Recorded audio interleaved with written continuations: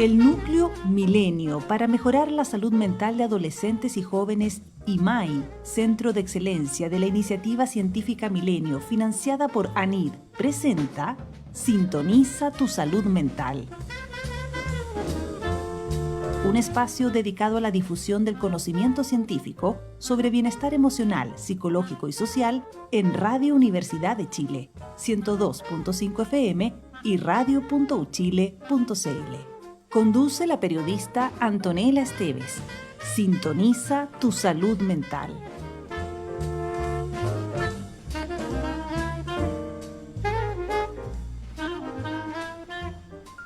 Muy buenas tardes, son las 6:01 y les damos la bienvenida a todos y todas respecto a este programa Sintoniza tu salud mental. Estamos en nuestra 8ª edición, todos los jueves a las 18 horas. Nos reunimos acá para escuchar a las y los expertos del Núcleo Milenio para mejorar la salud mental de adolescentes y jóvenes y también a personas que están trabajando en estos temas directamente en territorio, una buena mezcla entre la academia, la investigación y también lo que se hace directamente con adolescentes y jóvenes para apoyarlos en sus procesos. Hoy día vamos a estar conversando de convivencia escolar y salud mental a propósito de que ayer, miércoles 26 de abril, se celebró el Día de la Convivencia Escolar, impulsado desde el Ministerio de Educación, como una ocasión para promover los procesos de enseñanza, de aprendizaje y de gestión de la convivencia escolar y fortalecer el desarrollo de los ámbitos personal, social y del conocimiento y la cultura de los estudiantes y del conjunto de la comunidad educativa. Vamos a estar conversando con Carolina Iturra, doctora en psicología, académica de la Universidad de Talca, investigadora principal del Núcleo Milenio para mejorar la salud mental de adolescentes y jóvenes, IMAI, y también con Juan Pablo Duarte, sociólogo,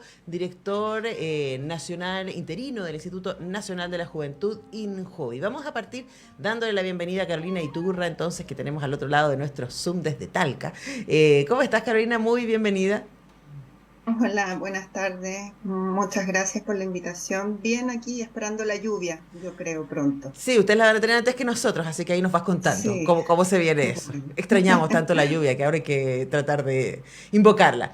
Bueno, Claro que sí. de hecho quiero partir por los cambios, ¿no? Porque el hecho de que tengamos que se instale un día de la convivencia escolar, que exista desde septiembre del 2011 una ley sobre violencia escolar que además define acoso escolar y otros tipos de situaciones, ha sido relevante, especialmente desde la vuelta a la presencialidad. Vimos muchos casos de violencia y de malos tratos entre estudiantes en los primeros meses de retorno, especialmente el año pasado y este año.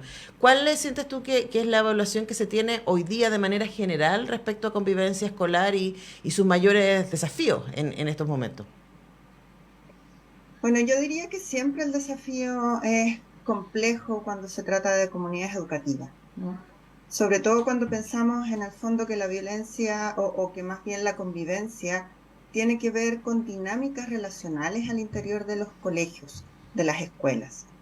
Y claramente que uno de los grandes desafíos es tratar de volver, entre comillas, a restaurar, ¿sí?, aquellos núcleos de relaciones que son más adecuados, más propicios para los procesos de enseñanza-aprendizaje.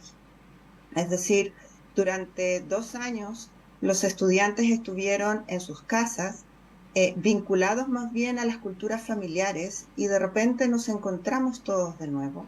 Y este encuentro no ha estado exento de dificultades, porque además claramente que desde los chiquitines, pre-kinder, kinder, los primeros años de enseñanza básica, donde quizás uno de los focos importantes es aprender a socializar con otros, no lo tuvo, ¿ah?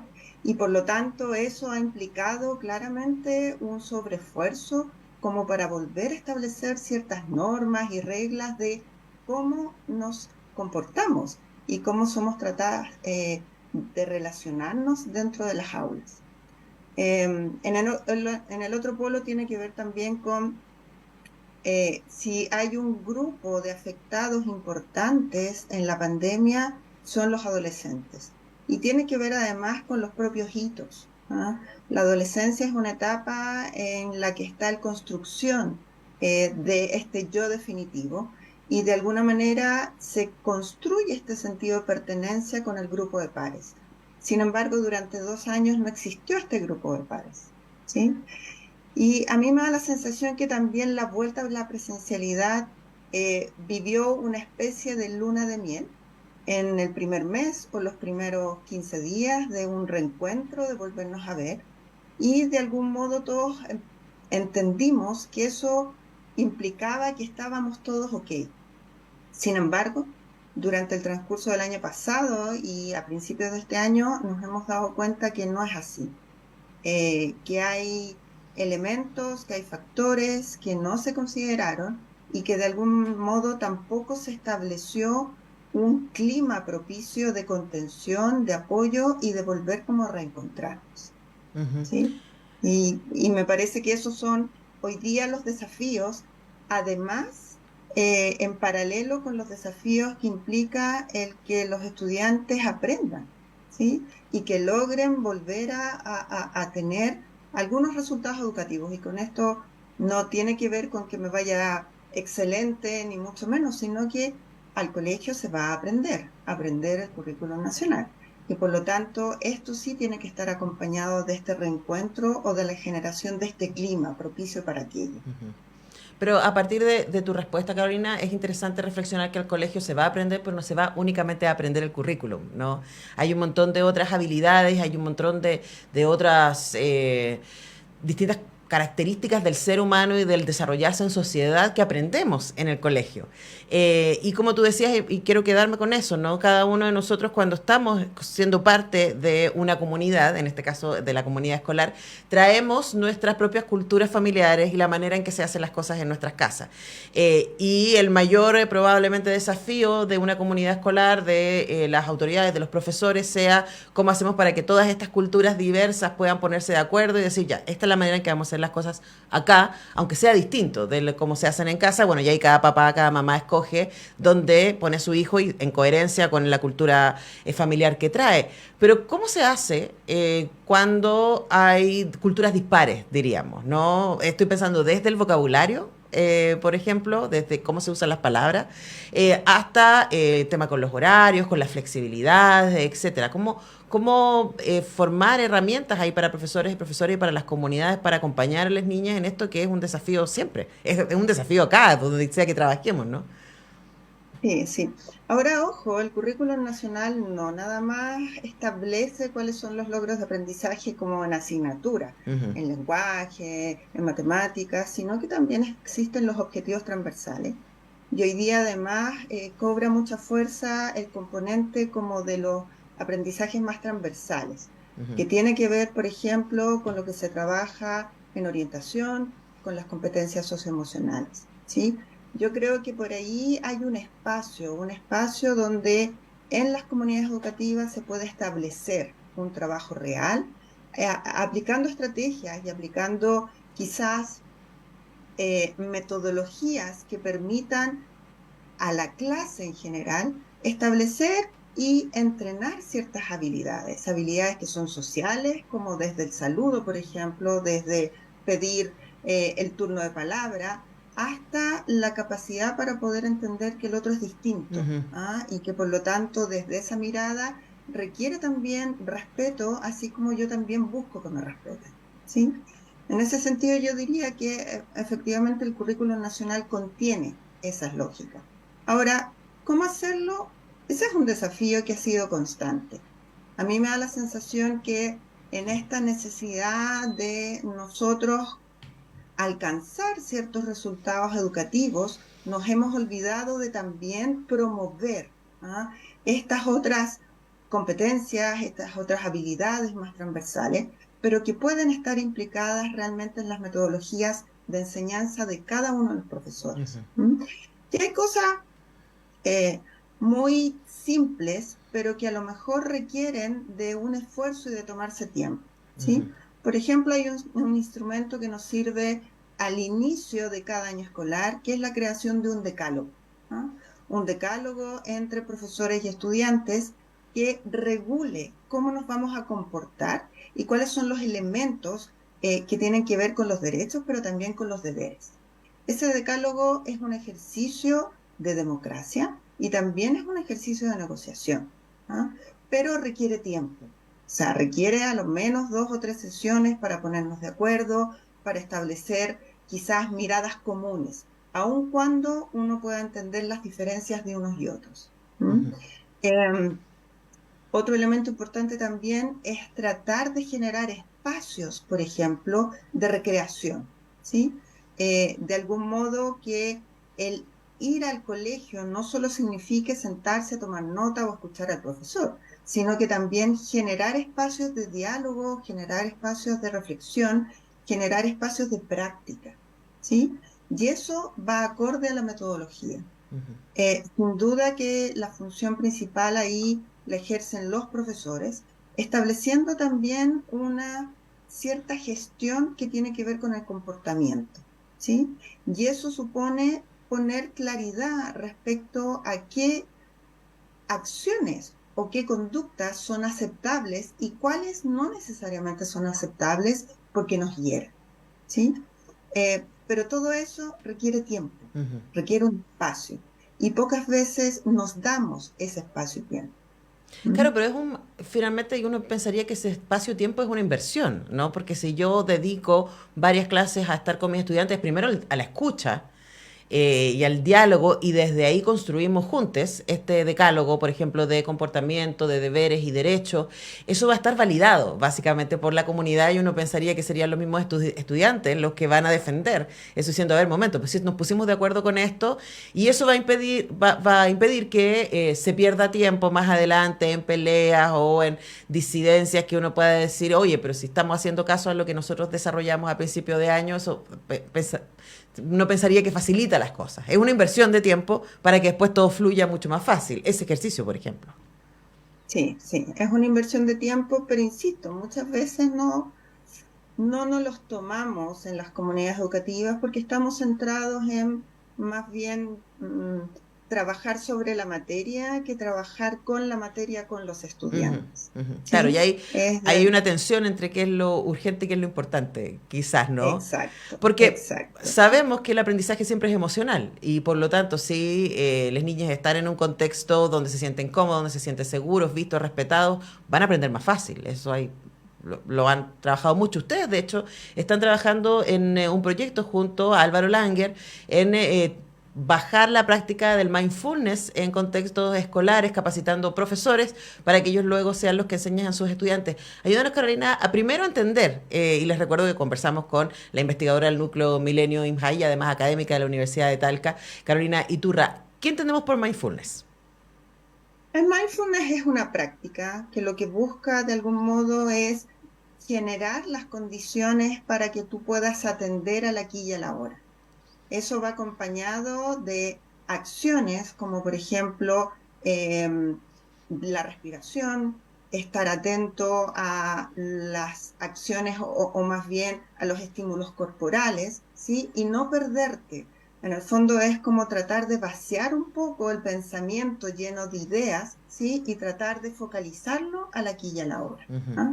Ahora, esta práctica requiere claramente de un ejercicio y un entrenamiento en una serie de actividades, ¿ah? Que van desde la respiración, que van desde un poco atender a estímulos puntuales para tener la capacidad de regular tus propias emociones, ¿sí? En general, el mindfulness, dentro de las prácticas que un poco deriva también de las prácticas orientales, ha tenido una buena evidencia científica como una actividad que permite la atención y conciencia plena. Y además acompañado de otros elementos como podría ser la autocompasión. A veces somos demasiado autoexigentes y olvidamos que somos personas y como todas personas podemos equivocarnos o podemos centrarnos en cosas y distraernos, ¿sí? Y por lo tanto, lo que buscamos en este proyecto es capacitar a profesores en esta práctica, pero además también le hemos añadido a algunos de estos profesores un espacio para que ellos puedan enseñar esta práctica de manera más consciente. ¿En qué espacio? En el espacio del aula. ¿En dónde? En orientación, ¿sí? Entonces, esa es una apuesta en el fondo para poder incluir estrategias y herramientas que les puedan proveer a ellos mismos y a sus estudiantes de condiciones para mejorar también la convivencia. Claro, porque una de las cosas que hace el mindfulness es poner perspectiva respecto a los problemas, ¿no? Y decir así como, ya, pero Tomar distancia. ¿qué es lo que realmente está pasando? Y cuánto de mi angustia, de mi frustración, de mi enojo, de mi tristeza, tiene que ver con proyecciones de las consecuencias posibles de esto que está pasando, o con cargas que vienen de antes, y simplemente es como enfoquémonos en, ya, pero en serio, ¿qué es lo que está pasando ahora? Ahora, puede ser que quienes nos están escuchando piensen en mindfulness, inmediatamente lo asocian a meditación, ¿no? Como tú decías, viene de las sabidurías orientales y de una manera de ver el mundo. ¿Cómo se hace eso en las aulas? ¿Cómo se lo están imaginando en términos prácticos? ¿Qué tendrían que hacer los profesores y profesoras con sus alumnados? Entrenarlos en ejercitación de la atención plena, entrenarlos en ejercitación de la autocompasión.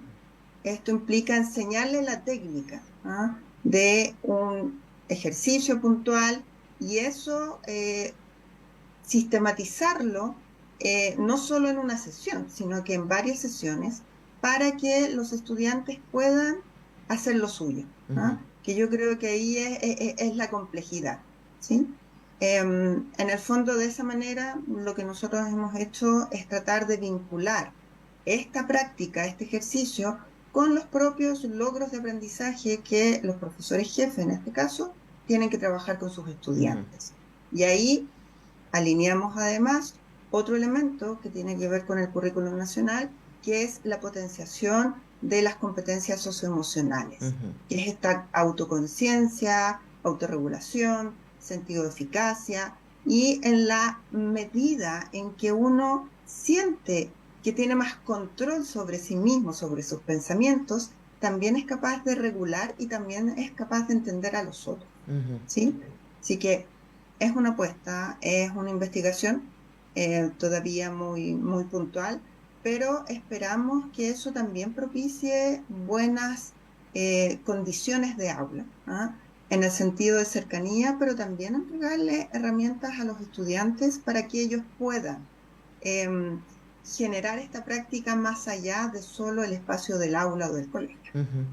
Sí, no, estaba pensando que si uno logra ejercitar, ¿cierto? Esta conciencia, volver una y otra vez a la aquí y a la hora, y sobre todo lo que tú señalas, Carolina, respecto a la autocompasión, es mucho más llevadera la relación con los otros. Es difícil ser compasivo con otros cuando uno no es compasivo con uno mismo. Es una estrategia muy dura y que nos vemos constantemente muy inconsciente de que no nos damos cuenta de lo exigentes que somos con los otros, y eso es un rebote de cómo somos de exigentes con nosotros. Ahora, quizás la pregunta cae de perogrullo, pero ¿cómo sienten ustedes que existe este vínculo entonces la práctica del mindfulness y de esa toma de conciencia del presente y del ejercicio constante de la autocompasión puede aportar a la salud mental de niños, niñas, jóvenes y adolescentes, y también a la convivencia escolar? ¿Cómo se arma ese triángulo, sienten ustedes?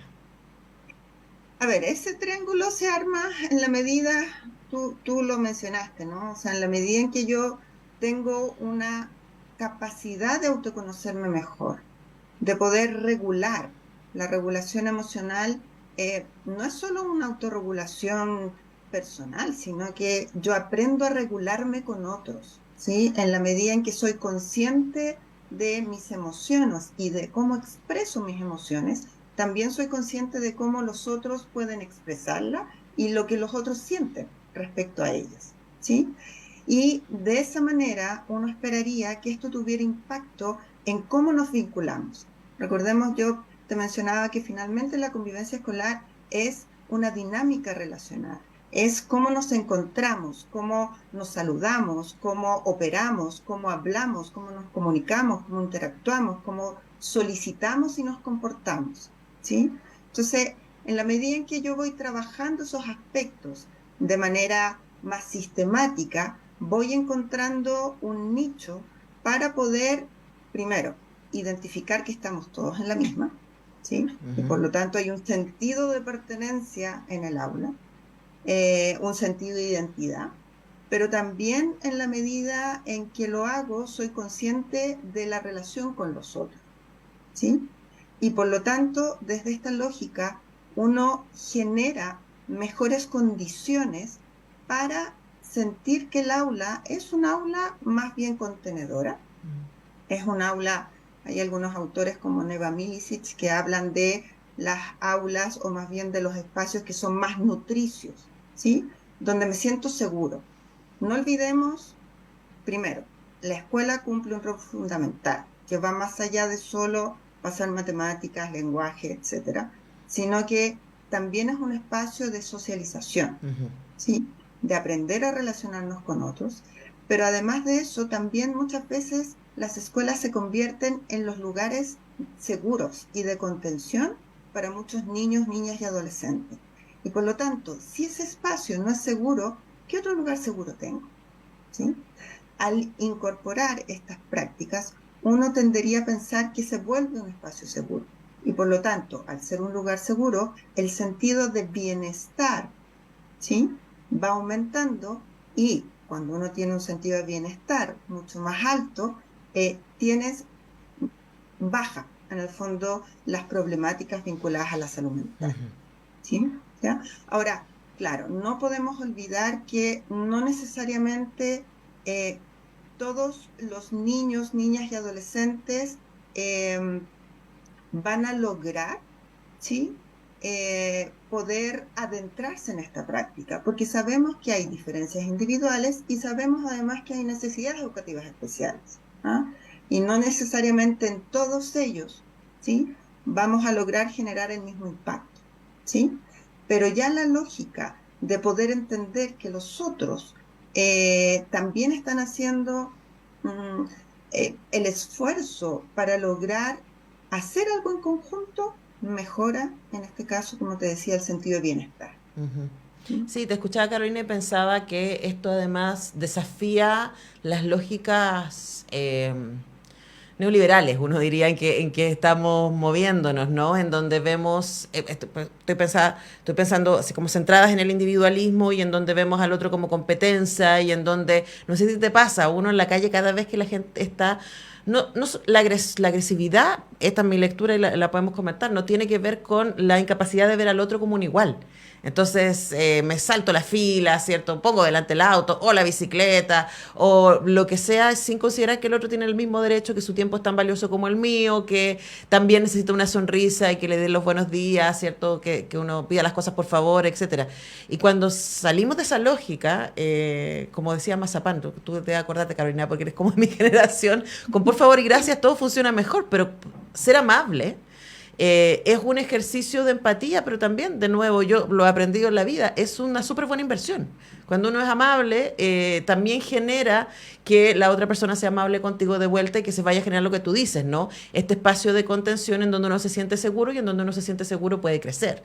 Es muy interesante salir de la idea de la competencia, especialmente en espacios escolares, donde a veces puede ser esa la tendencia, a la idea de colaboración, a partir de reflexionar primero de que yo necesito cuidarme a mí mismo y ser amoroso y amorosa conmigo, y luego a partir de eso puedo ser amorosa con los otros también. Es lindo el cambio de switch, uno pensaría. Sí.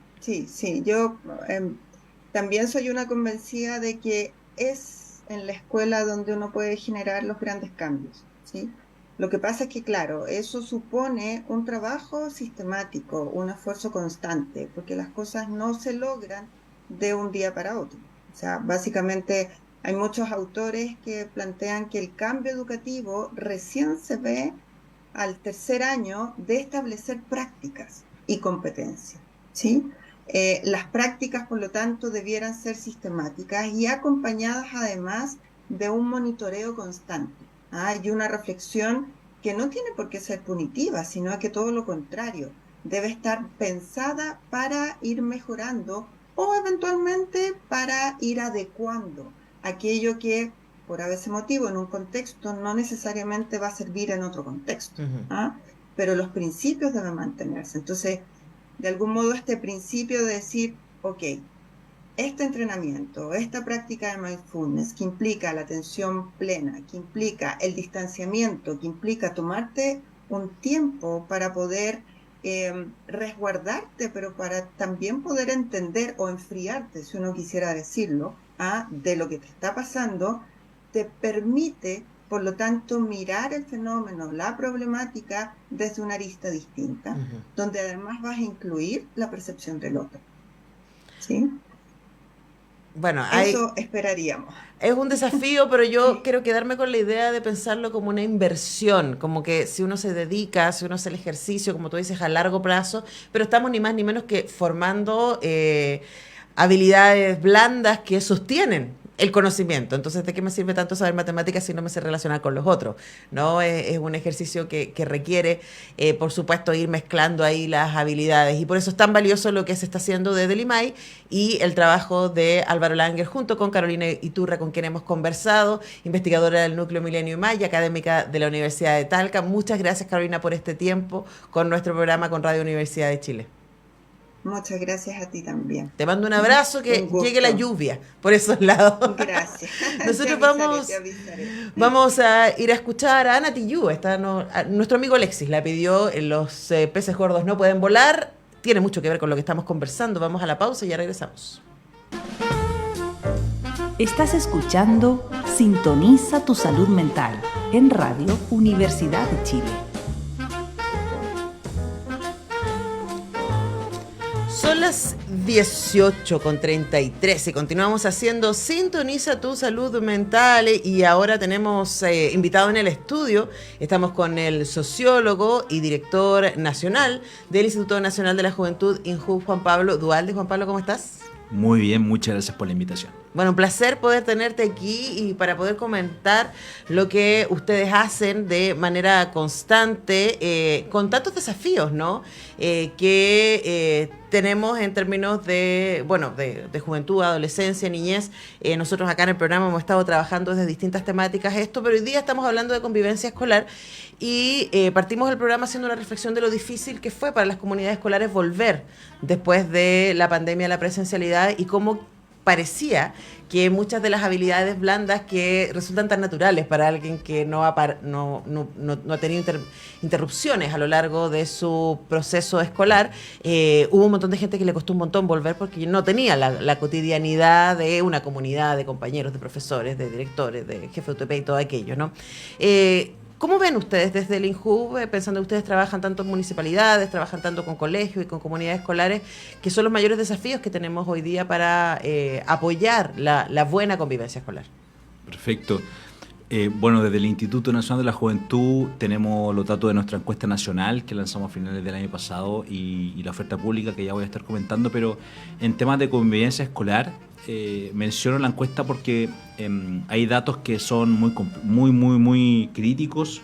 Por ejemplo, la escuela o el lugar de estudios continúa siendo el lugar donde más se reportan índices de violencia física hacia las y las juventudes, según los datos de la encuesta, y de violencia psicológica también. Uh-huh. Entonces, cuando estábamos en las partes más estrictas de las cuarentenas, añorábamos con poder retornar, uh-huh, con poder salir de nuestras casas, a los espacios públicos, a la escuela, pero al momento de regresar también se van desencadenando varias cosas que estaban contenidas y que empiezan a ser alarmas críticas. La convivencia escolar es una de esas, en el sentido de que en tanto los recreos como las aulas hay tensiones, hay controversias que hay que resolver y que finalmente, si no nos hacemos cargo entre todos y todas, van a ser un problema en la formación de las juventudes. Hoy el tema de violencia está en todos los medios de comunicación y hay que atenderlo desde temprana edad. Entonces, ¿qué pasó?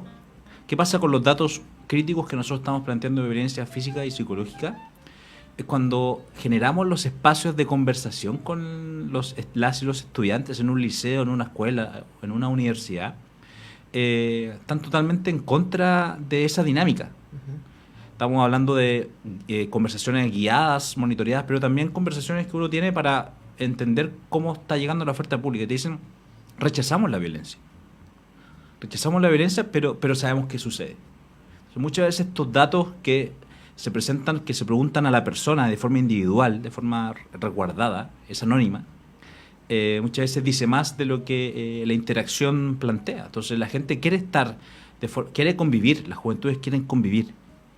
pero los datos están diciendo otra cosa. Entonces, ¿cómo podemos resolver esa tensión?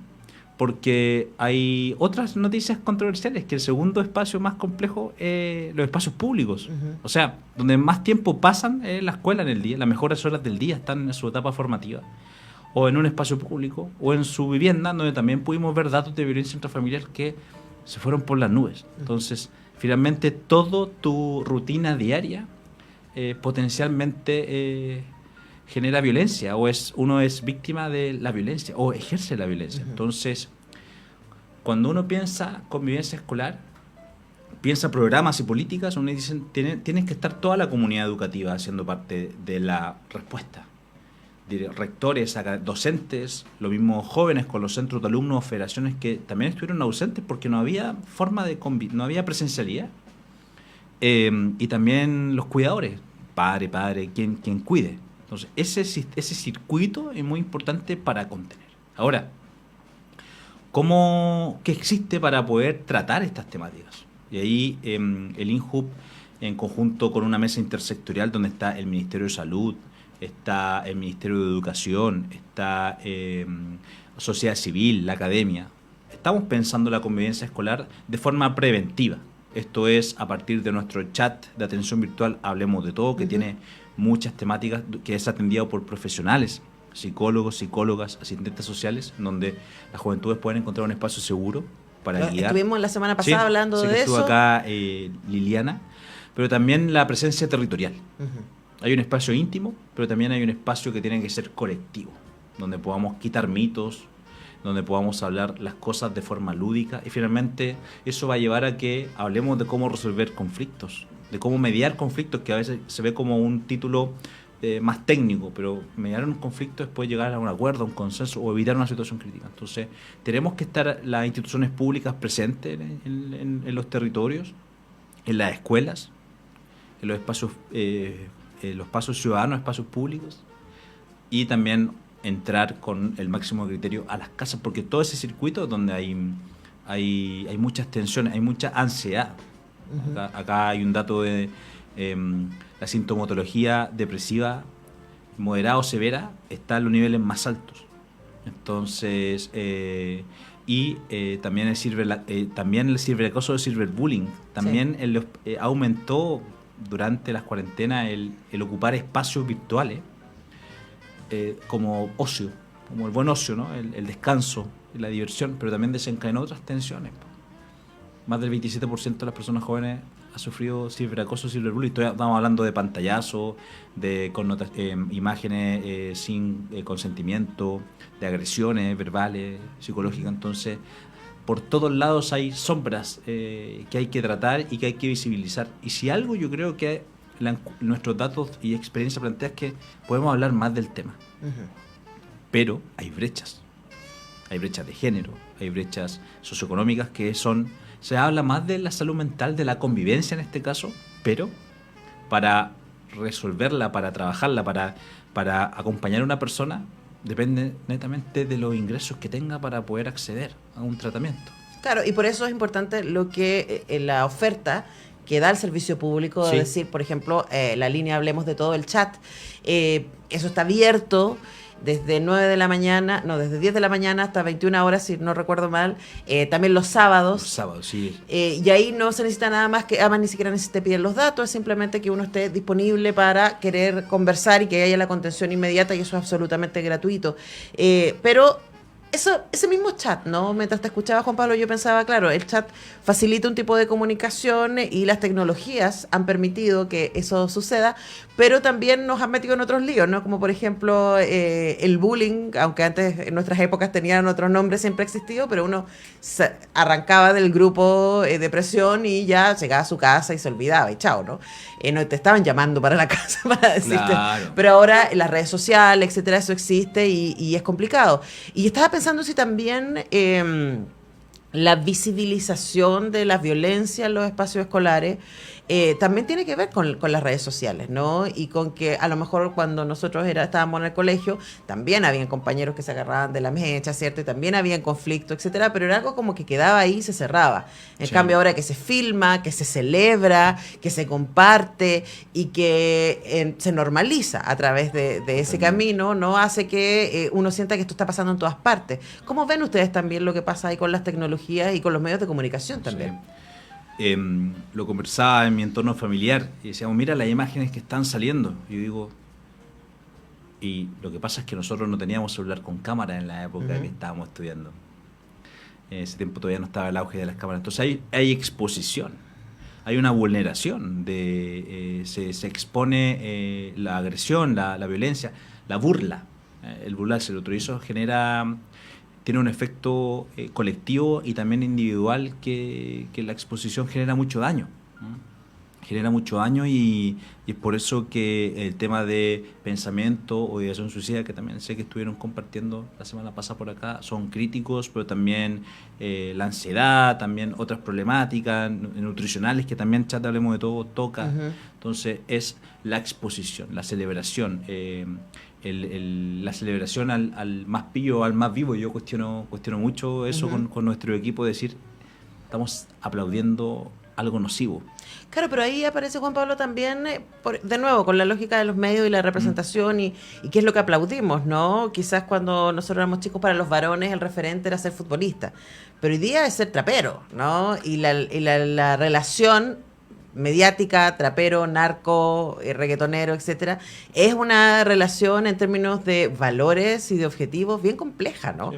¿Qué se hace con eso? A nosotros nos ha pasado una experiencia. En agosto es el mes de la juventud, recuerdo el del año pasado, que eran mis primeros días en el Instituto Nacional de la Juventud, y estábamos en una feria de servicios con estudiantes de diversos liceos, y de repente empezó un artista urbano local de la comuna y todas las juventudes se fueron para allá a disfrutar. Y en este caso, por el trasfondo y la guía que nosotros hicimos, las letras eran conectadas con el sentir territorial, pero no había ninguna mención a la violencia. Pero, ¿cuáles son, efectivamente, como tú planteas, los modelos a seguir? Y si tu modelo a seguir es un artista, perfecto. Es un artista que está ocupando un arma, eso es un estímulo totalmente nocivo. Porque si armas en manos de la gente significa violencia, significa heridas, significa muertes. Y la normalización, de que está todo ok andar con un arma en la población, ¿no? No podemos normalizar ese tipo de exposiciones de herramientas que están hechas para causar un daño. Y cuando uno ve noticias lamentables de que un alumno o alumna llegó con un arma a la escuela, estamos planteando que nos tenemos que alejar del abismo de forma preventiva, reaccionando ante esa situación, pero sobre todo cómo vamos alimentando la prevención.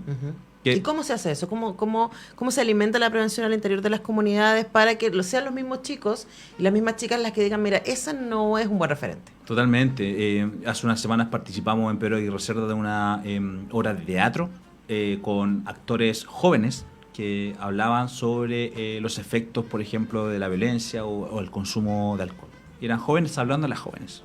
En las activaciones territoriales lo hacemos de la forma más lúdica posible, sin quitarle la seriedad ni la intensidad a la dinámica, para hablar de qué efecto tiene ser un agresor o agresora, consciente o inconsciente, qué efecto genera en la persona, conectar con las emociones. Es cuando nos conectamos con las emociones, finalmente uno da cuenta el impacto que tiene en el día a día.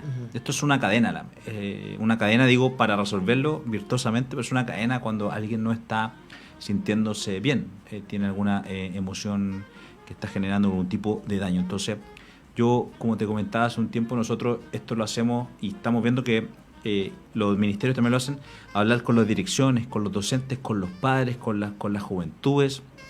Las juventudes de educación media, distinto a alguien que tiene 14, que está en primero medio, a alguien que ya está saliendo prácticamente, que se nota ahí la diferencia, o alguien que está entrando a la universidad. Entonces, pensar dinámicas y pensar mensajes y pensar la conversación para cada audiencia. Lo importante no es solamente para el INJUB hacer una activación territorial, hacer un diálogo e irse.